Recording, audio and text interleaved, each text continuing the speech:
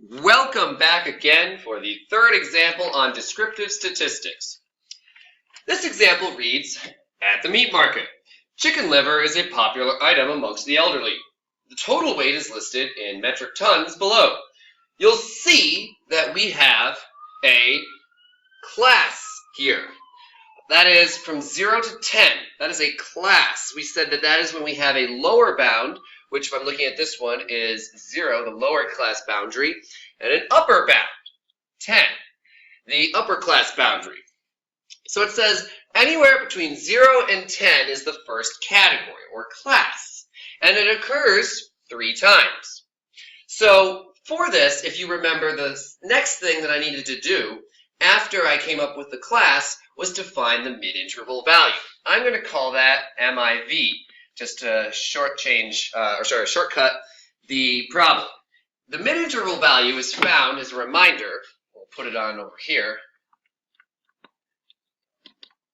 as a reminder of taking the sum of the lower class bound, in this case 0, the upper class bound, which is 10, and finding their average. So this one's not that terrible, but we do it each and every time.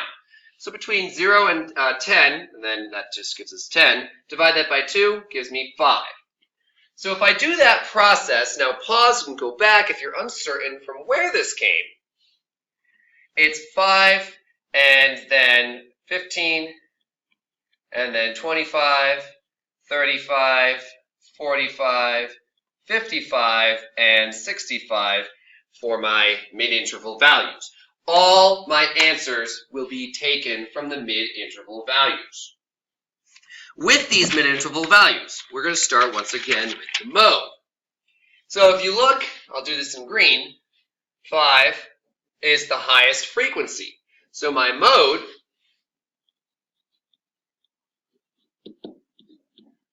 is going to be 15. By the way, you may have noticed that yours sheets did not, like mine says at the bottom, have written determine the mean, median, and mode for this. Go ahead and write that down because otherwise it's not asking us to find anything. So determine the mean, median, and mode. I also want to point out to you, I don't go in order. So I don't find mean first, then median, then mode. I find them just at easiest to hardest. That is, again, when we don't have a calculator. Median, I'm going to find the same way as I did before. So you'll remember that we took out 3, and then, well, in this case, 2, 0, 1, that's 3. Crossing these things off as we go. Down from below, I've got 2, and then 1 is 3. If I take 3 out of the 5, I'm left with 2. I have an even number once again. But, luckily for me, it's lying right there where the 15 mark is. So my 15 mark for the median is going to be, my mark for the median is going to be 15. Now, some questions will ask you for the modal group, or the median group. If that is the case, I want you to ignore 15 for both of these, and write down the group, which is the 10 to 20 grouping. So pay close attention to the words that are printed in the question. Lastly is my mean. Now you'll notice that in the mean, each time I don't write down mean, I just write x bar. That is because we've been asked to treat x bar just like we were to be treating the mean itself, the word mean. So I'm going to write down that symbol, sigma of x over n. Remember on the last example, when I took the mid-interval value, like in here 5, and I multiplied it by the frequency and I got 15, or whatever that was, I'm going to do the same for this one. So for each of these, 5 times 3, 15 times 5, 25 times 1, 35 times 2, 45 times 1, 55 times 0, 65 times 2. You'll do that.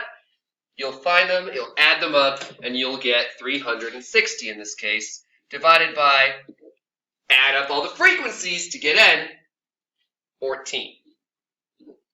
If you're uncertain where those came from, either go back to example 2 video, or do them out yourself. Multiply min-interval value by its corresponding frequency. Once you do this, you will get 25.714 as your answer. So we've now reached the point where it's prudent for us to find how to do this on the calculator. So go ahead and please go to the next video. Now this is the 4th video, but it does not go with example 4. Because to do example 4, we need to get a video of how to work with the calculator first.